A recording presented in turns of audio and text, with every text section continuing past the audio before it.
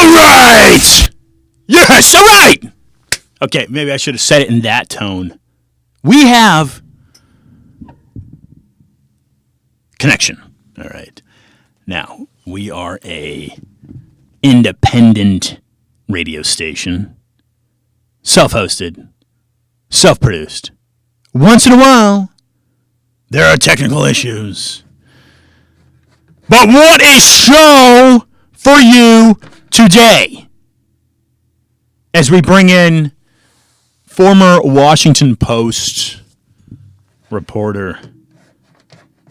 I'm not going to name who. I'm going to give it a few minutes and then I'm going to name that person for you. But it is an incredible treat for you to receive in about 6 minutes' time. We will be hosting this individual. Now, last week, we aired from Art Basel. And those of you local to Miami know what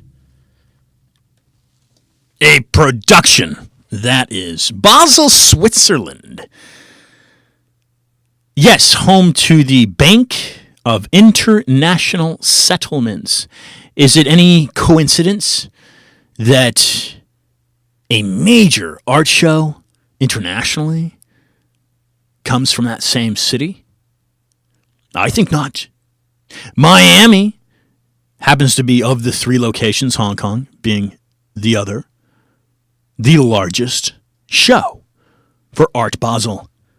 And the number that I've heard in the past is that it attracts about 100,000 extra people to the Miami area, and most concentrated in Wynwood and Miami Beach.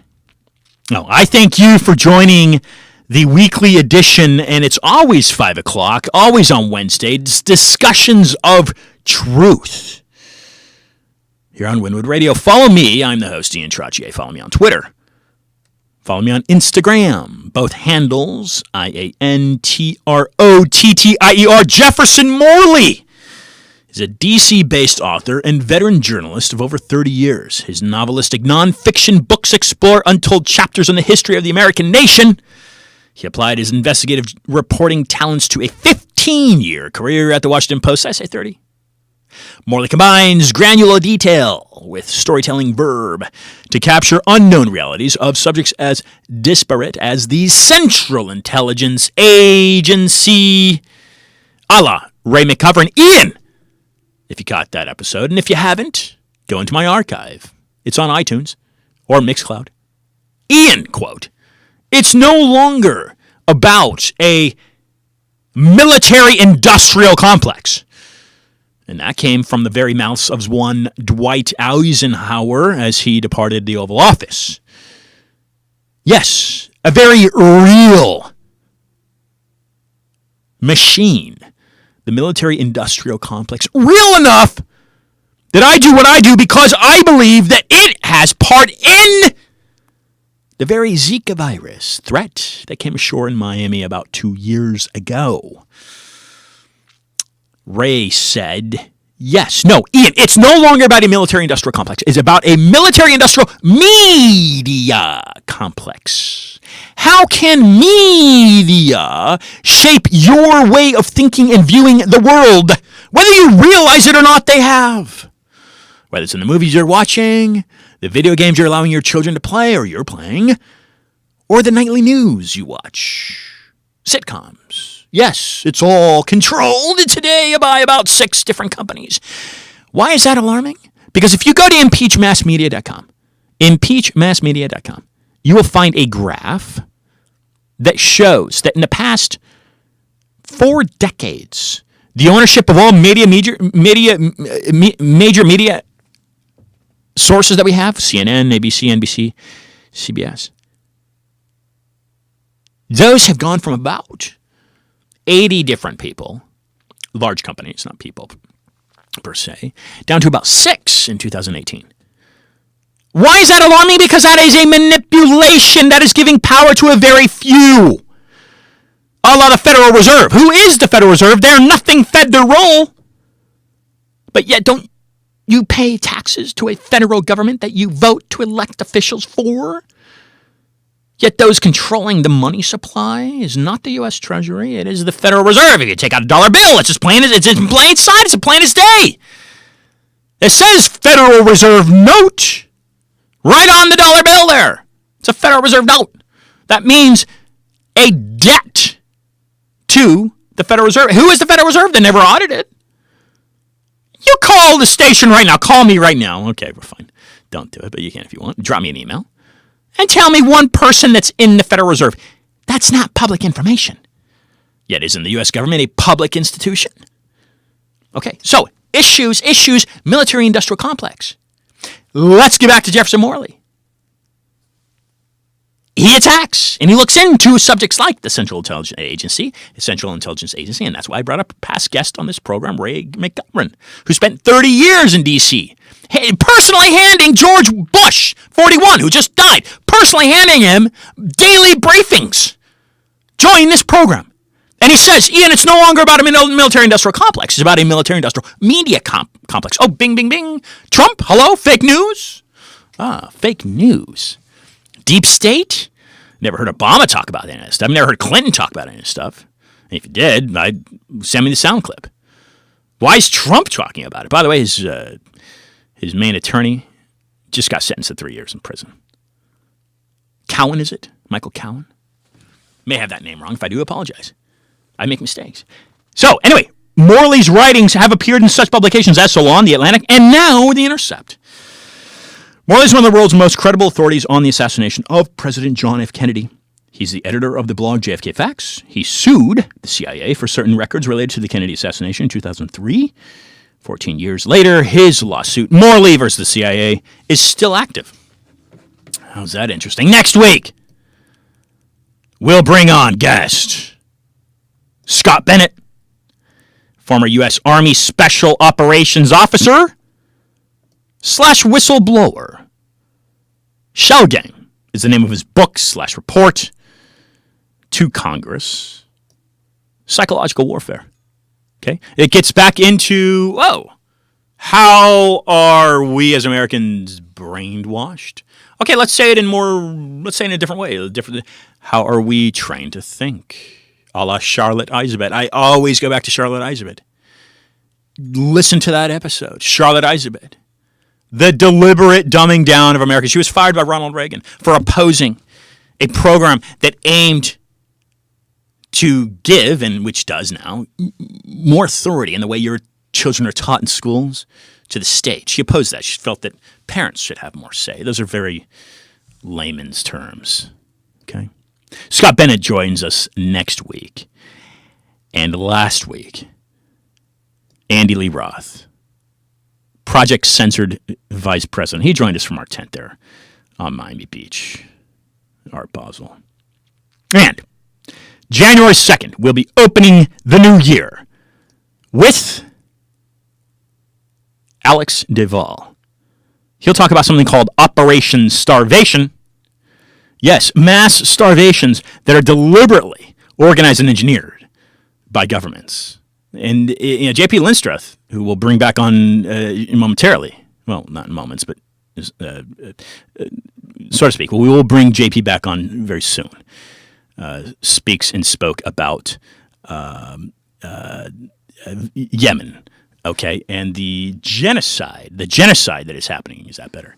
The genocide that is happening in Yemen. Almost 3/4 of the population is facing starvation in Yemen.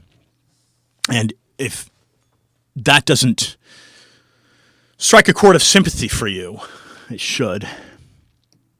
Okay, so that's on slate for us coming up. In February, we'll be receiving Mark Shaw, who's been on the program before. He's got an agreement with the I'm not going to go into that. The Dowda Brothers for his book. They produced a film for Paramount on the Waco issue. And what Mark Shaw has written about is the Dorothy Kilgallen angle to JFK. So I will be right back with Jefferson Morley. Thanks for tuning in to Wynwood Radio. This is every Wednesday, Discussions of Truth, 5 o'clock p.m. Eastern Standard Time. Follow me on Twitter. Follow me on Instagram, INTROTTIER. Patreon the website. Namesake, INTROTTIER. And again, donate $50 to Impeach Mass Media. Get a free shirt. And they're high-quality cotton, very comfortable shirts. People love these shirts. I'll be right back with Jefferson.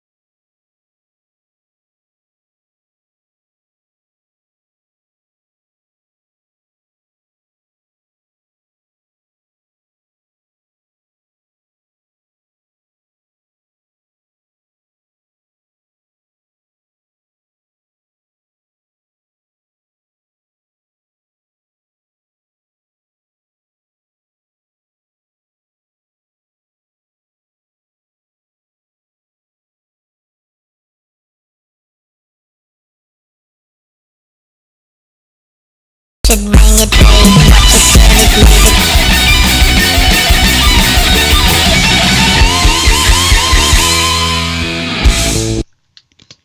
Whiplash, whiplash. We have online with us former Washington Post reporter and current investigative journalist for The Intercept, Jefferson Morley. Jefferson, do you hear me?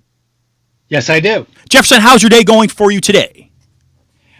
It's been pretty good. A lot of news happening in Washington, so it's like drinking out of a fire hose. And are you capturing at least a quarter of it? If I'm at 5%, I'm lucky. Jefferson, this kind of news is unbelievable. Yeah. This is look, this is a great time to be an American, and it's always been a good time to be American. But this is the time for Americans to really stand up and look at what's going on in their government. Do you agree with that? I do. We're at a culminating moment, and a lot's going to be shaken out in the coming months. So it's time for people to do their best. Yeah, I mean, I say it's a great time to be American, and what I should probably rephrase that. It's almost a scary time to be an American, and that's certainly the message that I try to convey. Tell us a little bit about who you are, Jefferson. Give us a little bit of background, and then we'll jump into some of the meat of what you're doing. So I've been a reporter in Washington for the last 35 years. Covered a wide variety of topics, politics. My specialty tends to be national security, Central Intelligence Agency. I've written a couple of books about the CIA. Our Man in Mexico is the story of the CIA's top man in Mexico in the 1960s. The Ghost, my latest book, is a biography of James Angleton, the counterintelligence chief for the CIA, very powerful figure from 1954 to 1974, very involved in the CIA scandals of the 1970s, Watergate. So that's kind of the area that I really have focused on, is origins of the CIA, key personalities, and what does that mean for us today. I've also covered, the Iran-Contra scandal, in the 1980s, which had a CIA component to it. So I've done a lot of different things in my career. That tends to be my focus. That's excellent. So we had on a program Stephen Kinzer. Are you familiar with Stephen? Yeah, sure. So Stephen joined the program and talked about his book. It basically paints this picture of Mark Twain being incredibly opposed to the Teddy Roosevelt movement to get involved in the Spanish-American War. And yeah, go ahead. Yeah, so I mean, Stephen's work is very interesting because he takes us back to the roots of the I mean, America is a peculiar country. We were founded as an anti-imperial country, and so we never wanted to admit that we had an empire. And in the ways of traditional empire, we did not have an empire, but we did. And Stephen identifies that and talks about how that system that grew into the world that we have today actually originated back in, at the turn of the 20th century. So to me, I look at his work as kind of the precursor to my work. Yeah, that's excellent. And you talk about, well, in a previous book of yours, you talk about Winston Scott, and certainly you're familiar with was it Winfield Scott? You get that right? He's the general that basically followed the same path that the Spanish conquistadors followed from Veracruz into Teotihuacan, the city of Mexico, and they stormed the halls of Montezuma. Are you familiar with that story? Yeah. So Winfield Scott, you're talking about 1846, and then 14 years later, he would be the first Union general. So in his own time, he was a legendary. He was a big man in U.S. history and U.S. politics. And Winfield Scott, Winston Scott, who I wrote about, pretended to be a descendant of that Winfield. Oh, really? Which he wasn't really. I mean, I found no evidence that he was. I think he was just, if you were living in Mexico, it was a good story to tell, Yeah. And so, but the point being that, what we're really talking about here is the history of the American empire, if you will, or a history of American power in the Western Hemisphere. So that's what my books, Our Man in Mexico and The Ghost, try to bring out, is how was power really exercised through the Central Intelligence Agency, from after the end of World War II up to the present. Yeah, excellent. Okay, so take us down that road of describing to listeners exactly what this hidden history of the CIA is in regarding Winston Scott. And I definitely want to get into the ghost as well, but I kind of want to build up here a little bit. So what the story of Win Scott.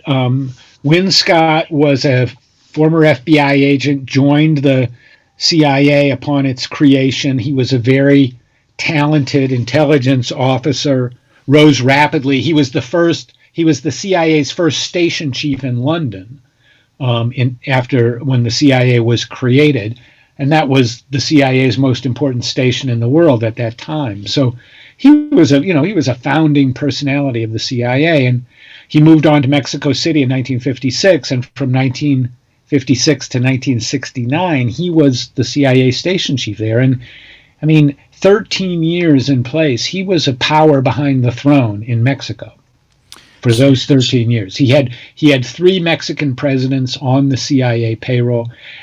Wow. The man had the country wired. Wow. One time somebody said, we got to get rid of Win Scott. He's like, he's too big for his britches. Some ambassador said this, and it went up to LBJ in the White House. And LBJ said, whatever Win Scott wants, that's what we're going to do. That's the kind of guy he was. So he was very powerful in Mexico in the 1960s. Now, of course, Mexico was a very turbulent country in that time. It was a one-party dictatorship. Fidel Castro and his revolution in Cuba were very popular in Mexico. In Mexico, there's a lot of, anti-American feeling. There's tension. The history between the two countries, going back to Winfield Scott, is very, tense and troubled, or it has been at times. So Win Scott managed to take this country that was anti-American publicly and really, at least get it in concert with the American government. It was quite a feat of power, and it was, the way the CIA operated in the world at that time. So he's really an exemplar of how the CIA, influenced the world in the 1950s and 1960s.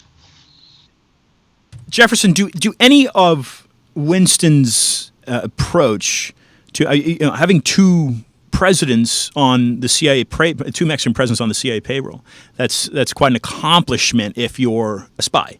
And right. So do any of his approaches to getting those types of things accomplished parallel, if you're familiar with the term economic hitman?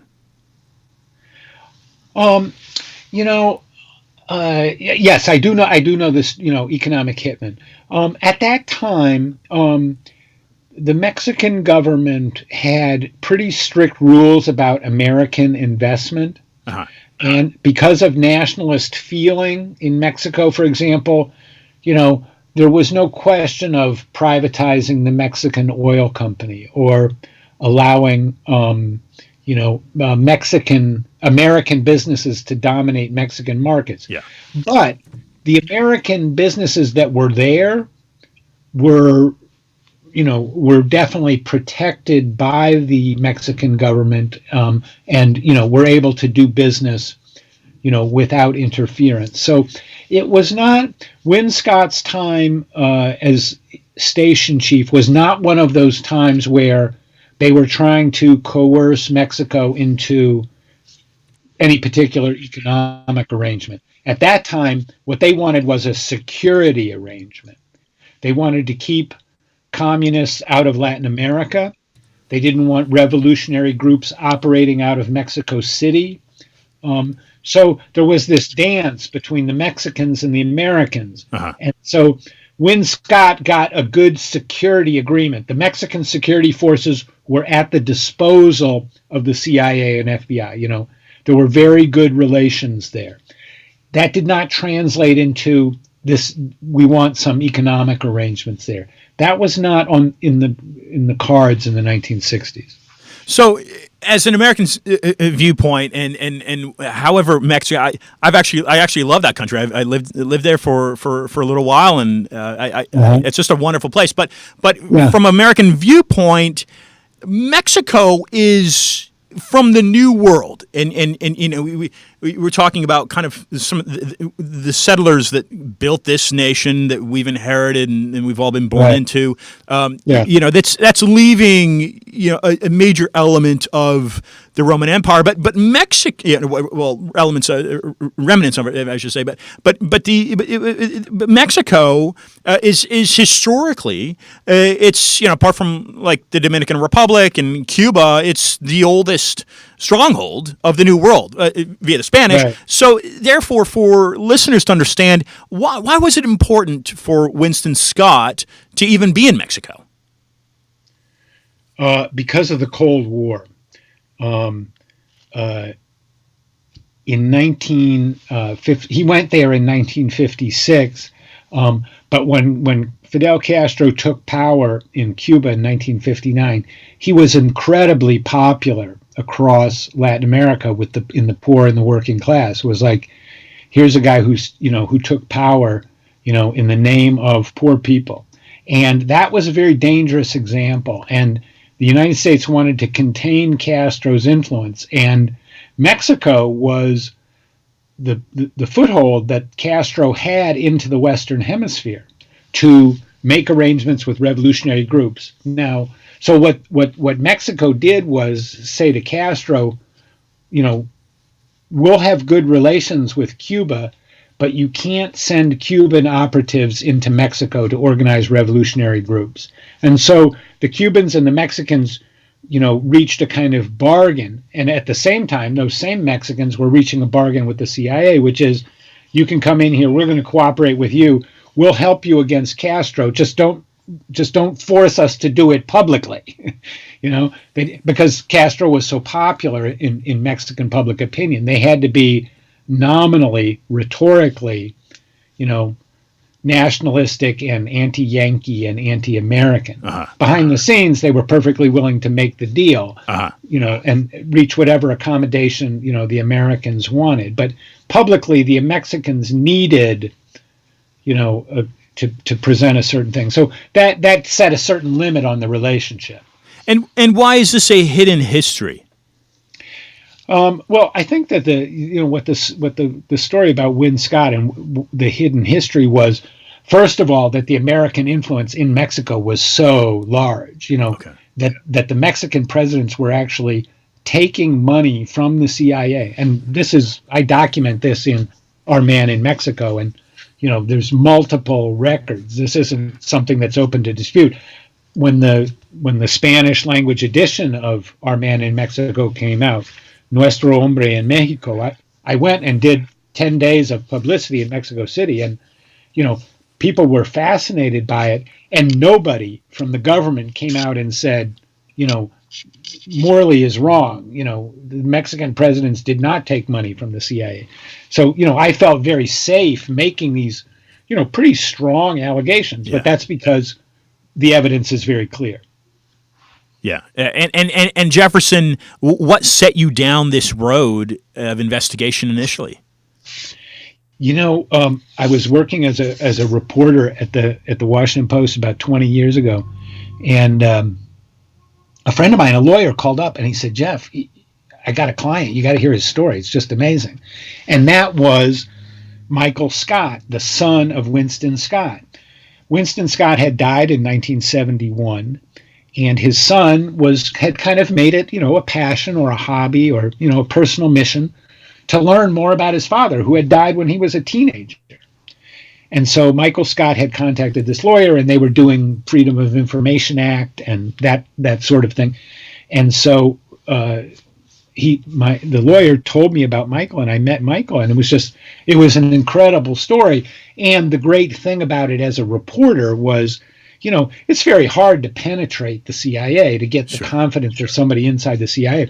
Well, here was, the son of a senior CIA officer. So, and he had a lot of material, and he was very honest about, what was his family life like. And so, Michael Scott is a friend of mine to this day. The story was so rich. So I wrote about it for the Washington Post, and I thought, this is a cool story, but, I thought there's a book here because just the whole story is so interesting. And that proved to be the case. The result was Our Man in Mexico. Now, let's talk about the Washington Post just for a moment. Why is it that you, for listeners out there that are not familiar with The Intercept, The Intercept was basically started by it was a Greenwald, that the reporter that received the information from Edward Snowden about the NSA. So The Intercept's a real hot, I'm going to say alt news source. And did you leave the Washington Post to go directly to The Intercept? And if not, yeah, go ahead. No. So I worked at the Washington Post from 1992 to 2007 for 15 years. Had, like most newspaper people, many jobs in that period, a new job every 2 years. The last job that I have, I was the the world news editor of WashingtonPost.com. So, but in 2007, that's when the problems of the newspaper business began, and there was a crunch at the paper, and I took a buyout, So, and then I went on I was Washington editor of Salon. I worked at a magazine called Arms Control Today. So, I came to write for The Intercept, and I've written a few articles for them, many years later. So, on the one hand, I was in a, mainstream news organization, the Washington Post.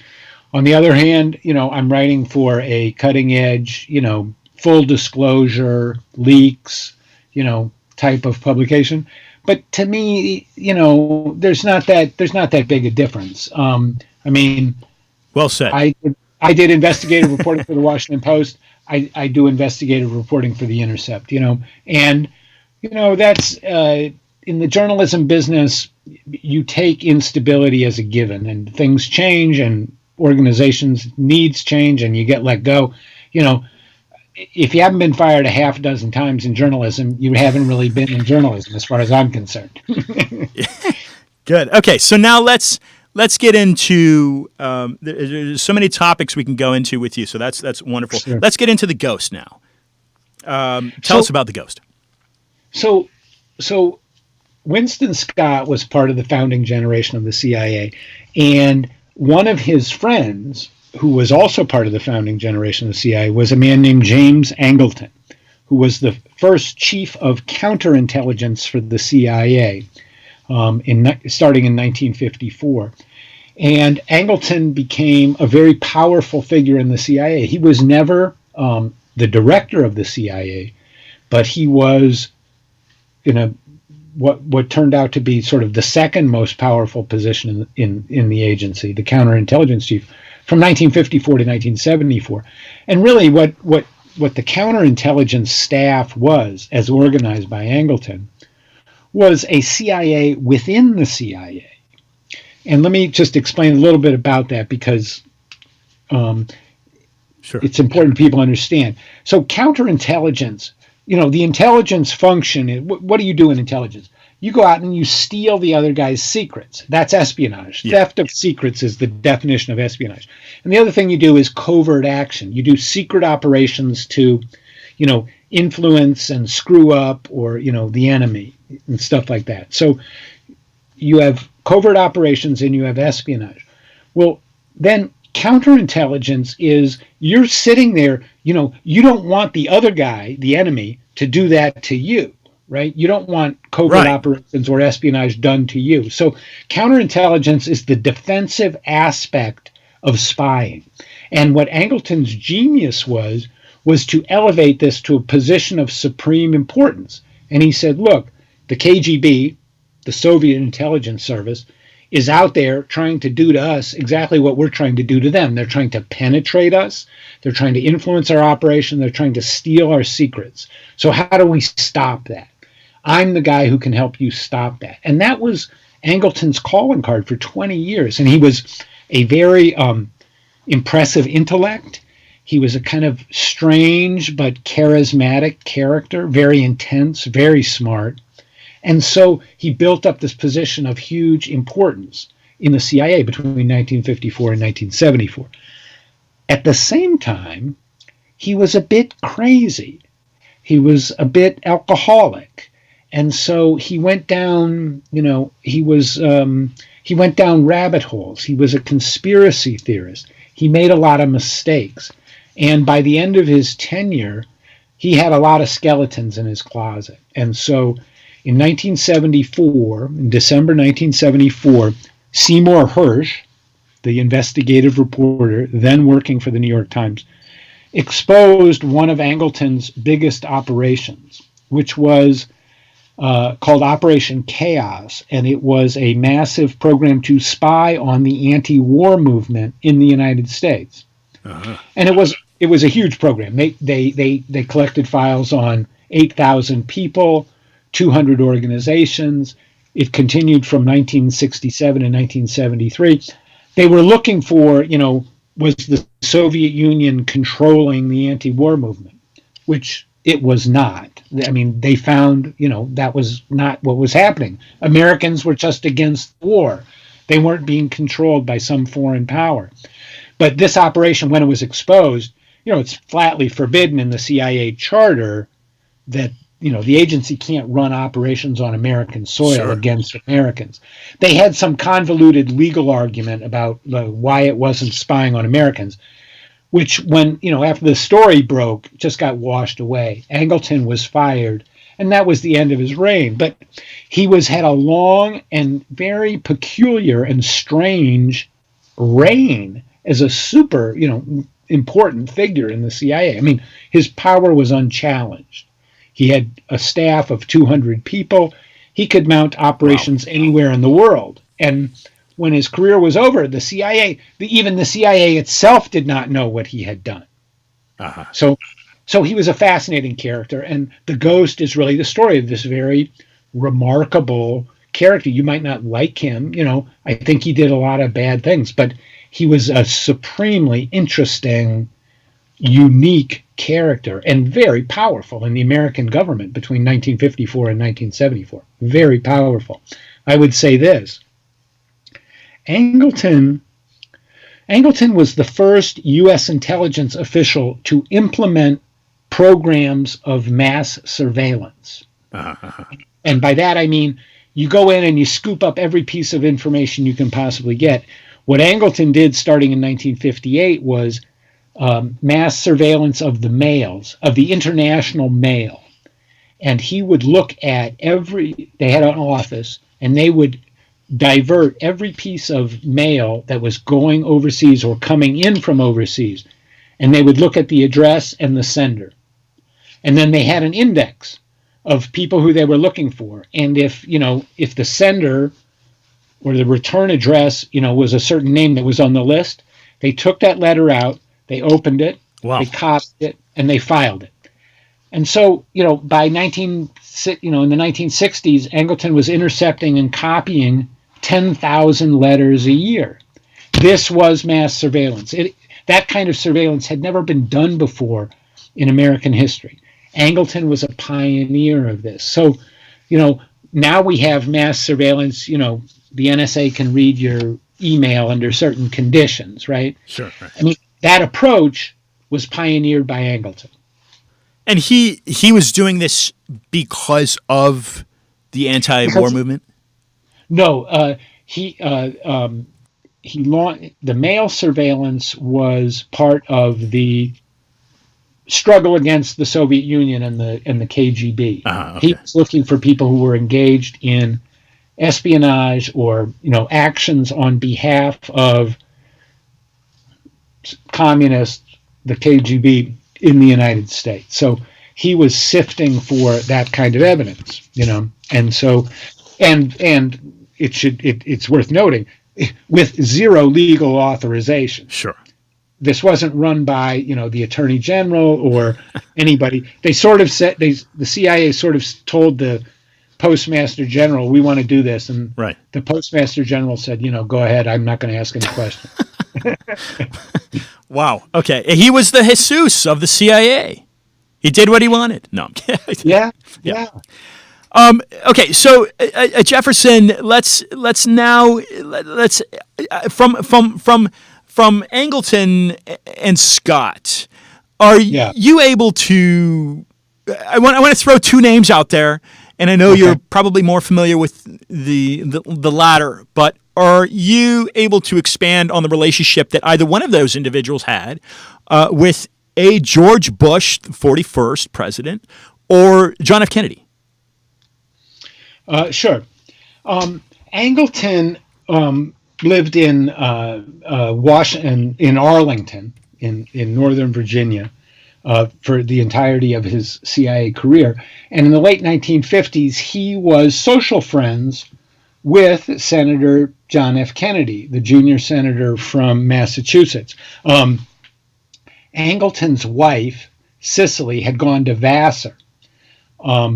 Jackie Kennedy had gone to Vassar. They were also friends with a man named Cord Meyer, who, like Angleton, had gone to Yale. Cord Meyer's wife, Mary, had gone to Vassar.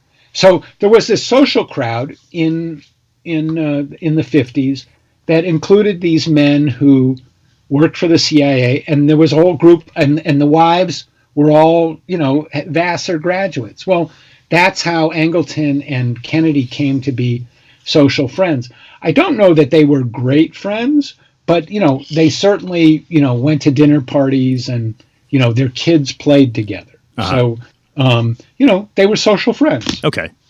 All right. So there might be the link to George Bush.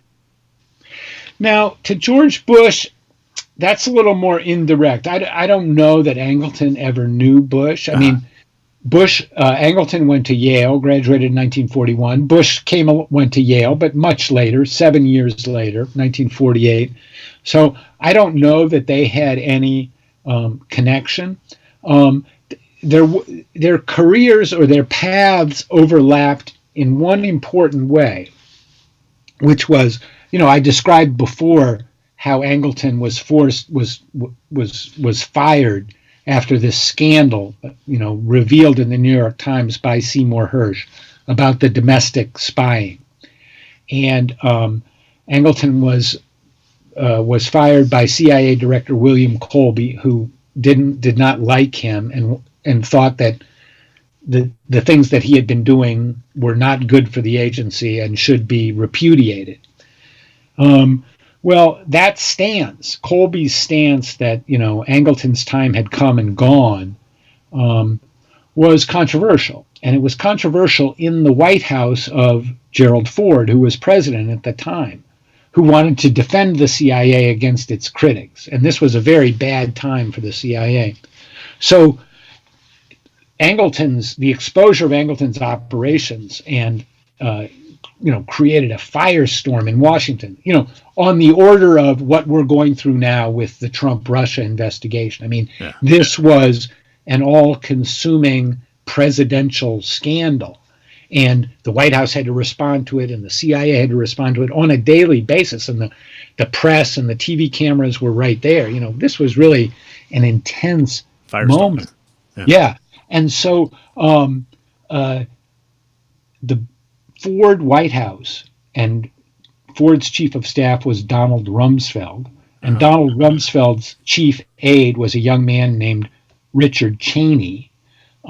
We're trying to figure out, what do we do? How do we stop the damage to the CIA? And so in October of 1975, 10 months after Angleton had been fired, they fired Bill Colby. They wanted somebody more reliable, somebody less liberal in charge of the CIA, somebody who wouldn't stand up to them. And the man who Ford named CIA director, was George Bush in 1976. So the connection, I don't know that there's a personal connection between the two men, but George Bush was brought in as CIA director to contain and control the damage that was created by Angleton's overboard operations. Very well said. Between the two men.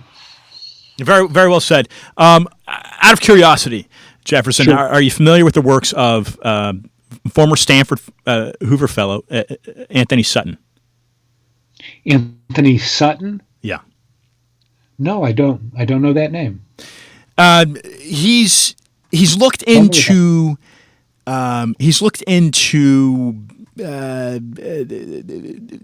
playing, if you will, both sides of the Vietnam War from a banking standpoint, and then also World War II. Pretty fascinating stuff. Anthony Sutton. It just so happens that he delivered a speech to a political convention in Miami Beach in 1972, and when he returned to Palo Alto, he was reprimanded for the information that he divulged during that speech, and so that ended. Basically set the precedent to end the relationship that he had with Stanford, and he went out on his own and continued publishing books under his own.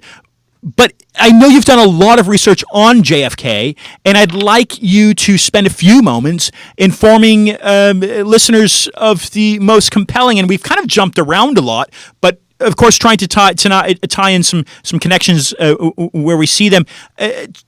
Go into JFK for a few moments, Jefferson, please.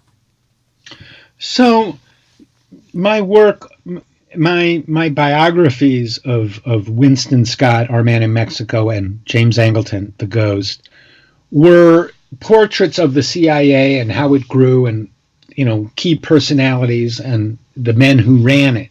And both of those men were very closely knowledgeable about and involved in the events that led to Kennedy's assassination and to the investigations that followed. As counterintelligence chief, Angleton had taken an interest in an obscure character named Lee Harvey Oswald at the latest, November 1959, when Oswald turned up in Moscow and said he wanted to move to the Soviet Union out of sympathy to the communist cause. So for the next 4 years, Angleton's staff monitored all the movements of Oswald. Wherever he went, all the reports on him were funneled through the FBI, through the CIA, and wound up in a file in Angleton's office. And this is all documented in CIA records. It's documented in my book and in other books by scholars like John Newman and Bill Simpich. So it's not, the paper trail is very clear. There was this interest in this, and it's quite understandable. An American soldier defects to the Soviet Union at the height of the Cold War. Of course, the CIA is going to pay close attention. It would be unthinkable if they didn't. Yeah. So that gives us one lens on the JFK story.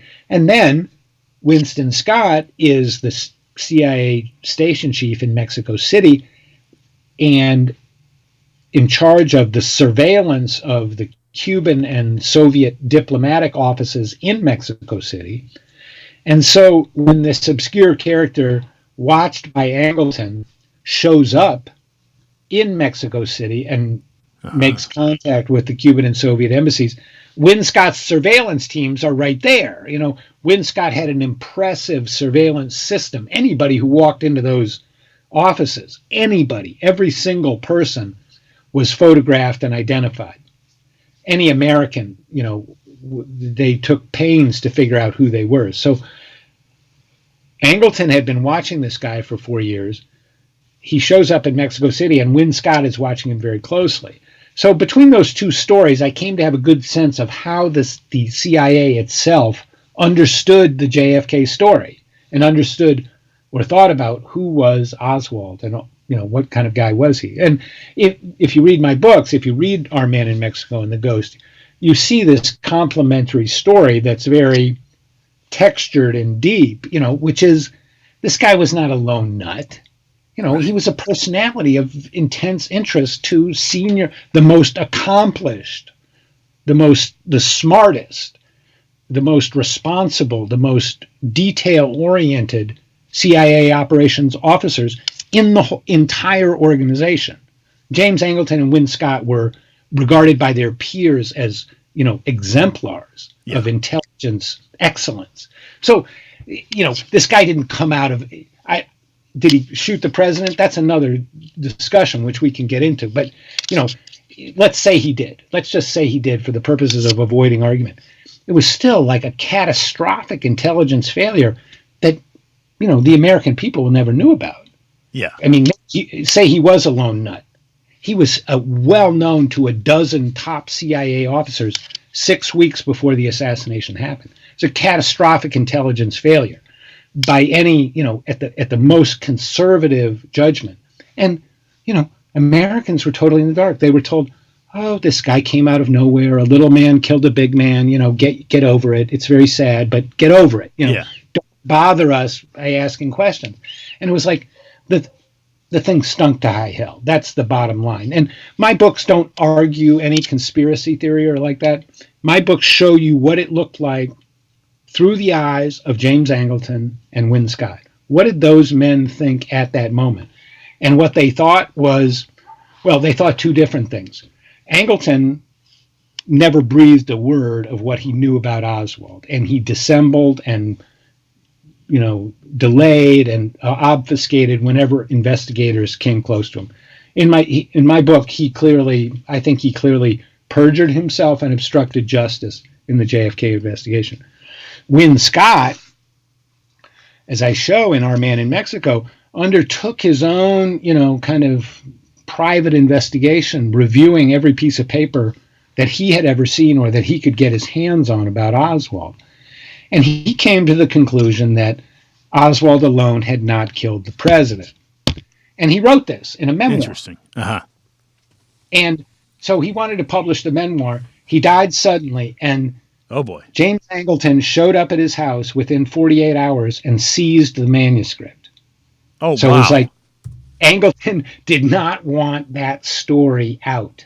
You know, it was like Win Scott knew too much, and Angleton wanted to suppress that story. So I tell that story in Our Man in Mexico, and then I revisit it in The Ghost. And it's like, you see this picture. It's like they did not want to talk about what the CIA knew about the assassination. They wanted to bury the story. That's not a theory. That's like completely well documented and proven. I mean, why they wanted to do that and who killed the president, those are other questions. But the fact is, these top CIA guys blocked any real investigation of who Oswald was and what was going on with him in the weeks before the president was killed. They did not want to open that subject up. That's the story that you get in my two books. And was there a relationship with Angleton and Dulles? Oh, Angleton met Allen Dulles in 1945 in Rome. You know, Dulles was a kind of wily, experienced Wall Street lawyer. He'd worked at the State Department. He'd been all over the world. He represented major corporations. He was a major operator in U.S. intelligence during World War II. And Angleton was his brilliant young protege who could, had incredible contacts, very perceptive analytically, very, very anti-communist, very clever. And Angleton adopted, Dulles adopted Angleton as a protege. And that was one reason why Angleton rose fast and had such a powerful position in the agency. He had a patron in Allen Dulles. Now, what about Scott here? So what was the information that he knew, that you think he knew, that those above him quickly squashed? And of course, his death sounds very suspect. Yeah, that's a great question. What did Win Scott know that Jim Angleton wanted to suppress? Because he did suppress his manuscript, and it was not made public for 30 years. I think that what Scott knew was that when Oswald visited Mexico City, he was being used in some kind of intelligence operation by Angleton. Angleton knew who he was. Angleton had been following him for 4 years. And so I think that, they were watching Oswald to see, could an American get into Cuba? If an American talked to the Soviets, how would the Soviets respond? That sort of thing. That's what was going on. And they hadn't told Scott about it at the time. Uh-huh. And so then after the assassination, the guy who Scott was kind of in the dark about killed the president. Scott was like, whoa, what's going on? That's why he did his own investigation. And he realized that the story that the CIA had fed to the Warren Commission was, we didn't know that Oswald was in contact with the Cubans in Mexico City. We didn't figure that out until after the assassination. This is the story that the CIA told the Warren Commission, and it's in the Warren Commission's report. We just didn't know, Well, Win Scott knew that story was a cover story. He knew that was a lie because he had been present. They had photographs of Oswald. They had tape recordings of Oswald. They had these places wired. They weren't in the dark about some American who wandered through there. And so Win Scott, I think he took it personally. It was like, I did not screw up. This American showed up and I reported on him and I said everything I knew about him. Somebody else might have a problem with that, but I don't have a problem with that. Win Scott knew what was coming. He was a very smart man. He knew that the investigation of JFK was going to be reopened. And so he was playing defense. It was like, other people might have a problem with reporting on this character, Lee Harvey Oswald, but I did my job. And that was really the core of it. And that's why Angleton seized his memoir and took the manuscript, because they did not want this story out that they really knew who Oswald was long before he got to Dallas. And, at the highest levels, at the James Angleton level, they were thinking and talking about Oswald 6 weeks before Kennedy was killed. That was the story that Win Scott knew, and that was the story that the CIA could not afford to let out. It's almost like a massive fail that can parallel the failure of 9/11, if you will. But let's now go, Jefferson. Let's go into why this is relevant for Americans today. I mean, we're talking about a president that was liked by both parties, frankly. I don't think there was much of a divide. People seemed to love John, regardless of their party affiliation. That's my perception personally.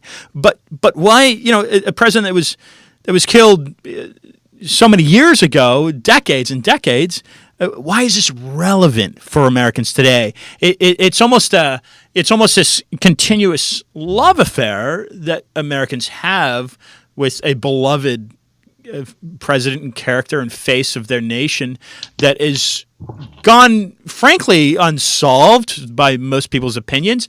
But how does this correlate? Why is this important for Americans to continue digging? And what does this mean for the term that's become so common called the deep state? Yeah, it's a good question. I mean, we're talking about something that happened 55 years ago, right? The Right. Beatles were, kids. The Beatles were just coming to America at that time. You're talking about really, ancient history for most Americans. I mean, I remember it barely. I was in kindergarten, at the time.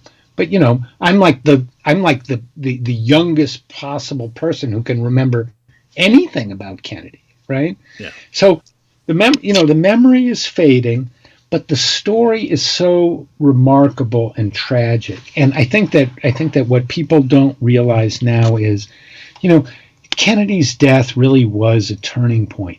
Kennedy was trying to take the country in a different direction, which was extraordinarily difficult and dangerous at the time. And he paid for it with his life. But he was really trying to end the Cold War and end the militarization of the U.S. dealings with the world. He was trying to he didn't want to invade Cuba. He didn't want to get involved in Vietnam.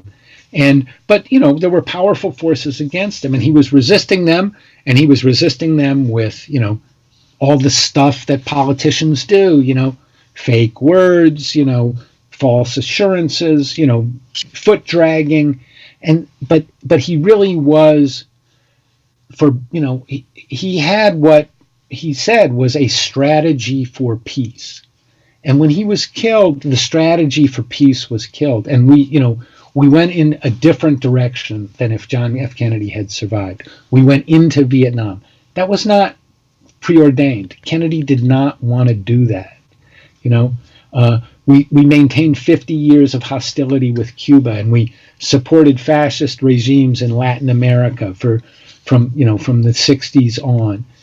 That was not foreordained. Kennedy was trying to resist against that and said there was another world that was possible. So the reasons for his death, they tell us something about the world we live in today. Yeah, and what is that? There's a term that Eisenhower, the president that preceded JFK, he cautioned, and I opened up the program by mentioning it. He cautioned Americans about this term military-industrial complex. Now, Ray, and this is the issue. I mean, Eisenhower, really a conservative Republican, Kennedy, a liberal Democrat, but they shared the same concern. There was this power nexus in Washington between the military-industrial complex. What Eisenhower was referring to was the Pentagon, the Congress, and the defense contractors. And he said they had an unwarranted influence on the politics of the country, and Americans should be on guard against that. Kennedy had the same concern, and when Kennedy was killed, and there was a bogus investigation, there was a superficial investigation, there was a compromised investigation. We really lost something, and we really lost the possibility of addressing or containing or dismantling that military-industrial complex. So, that was really a time when there was something that was possible in American history, and we haven't been close to that again. And we've lived, as a result, we lived in a very militarized country. And look at today. We're fighting wars in four or five countries. Most people don't even know these are undeclared wars. No, the Congress has never voted and said, let's go bomb Yemen or let's go bomb Somalia. The people have never been involved in the decisions about these wars. Well, how is that? How did that come to pass? Well, if you go back and you look at the history of how it came to pass, Kennedy's assassination was a moment when, we lost the possibility of going down a different path and not taking that super militaristic approach that we did. So it's important to look back at it, for that reason, I think. Incredibly well said, Jefferson. Very, very well said.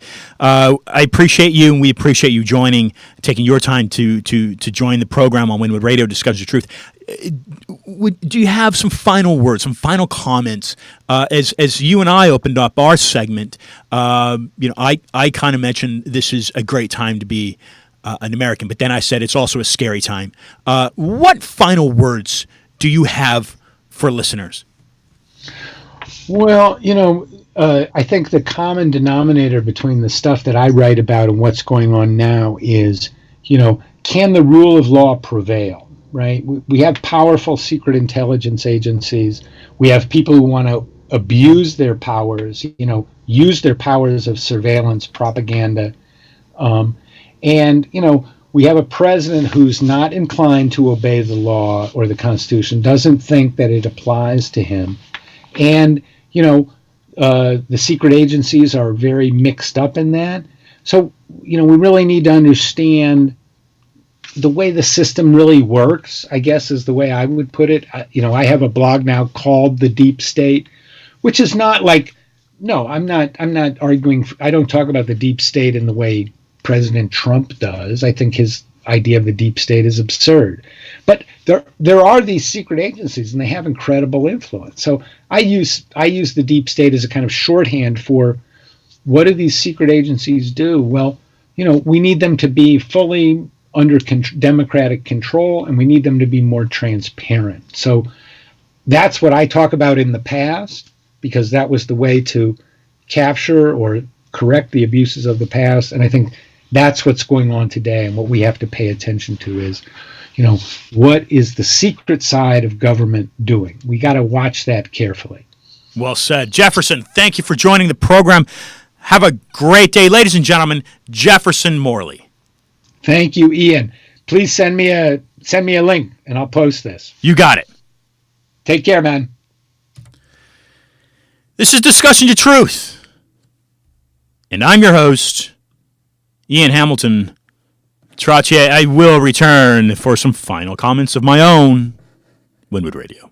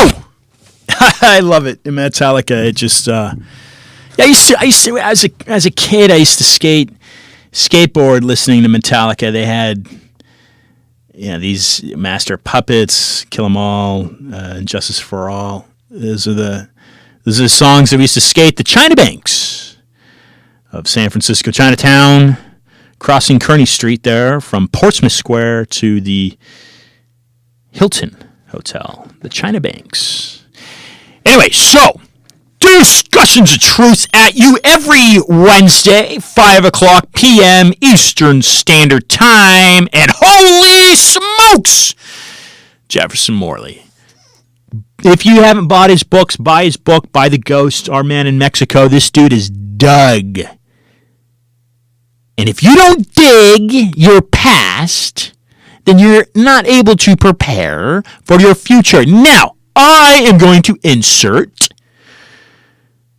a recommendation as you look at the work of Winston Scott, as you look at, and see, this is why mass media is so wrong.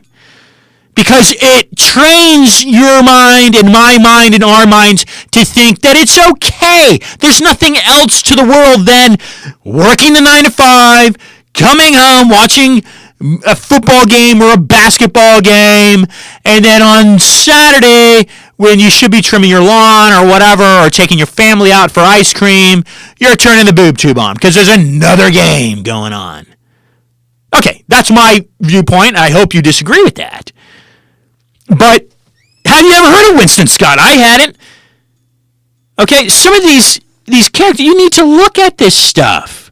Yes, this country's, whether you like it or not, one of the country's most beloved in the history of man, most beloved political figures got his head blown off. And that is still unsolved, according to many, many, many Americans, and Jefferson certainly alluded to that without actually saying it. Why was his head blown off? So let me now insert the Federal Reserve. I have entered a further description about what I do onto my website.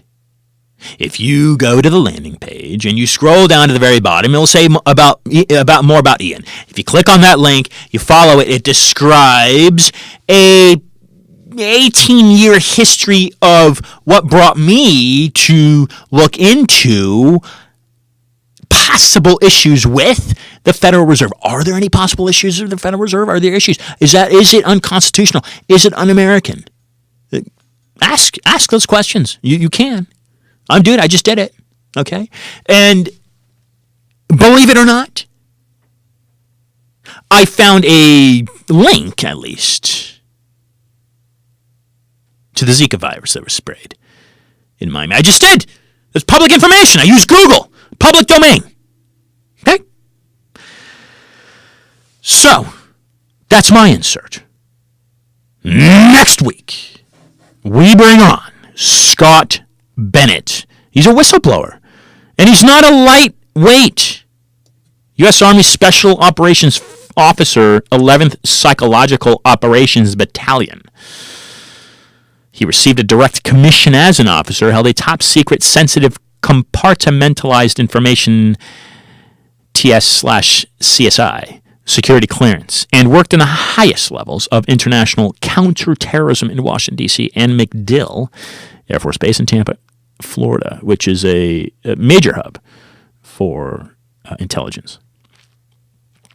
He's developed and managed psychological warfare theories, products, and operations for U.S. Special Operations Command, U.S. Central Command, the State Department Coordinator for Counterterrorism, and other government agencies. He's formerly with the defense contractor Booz Allen Hamilton. Ask questions, folks. And until next week, be awesome.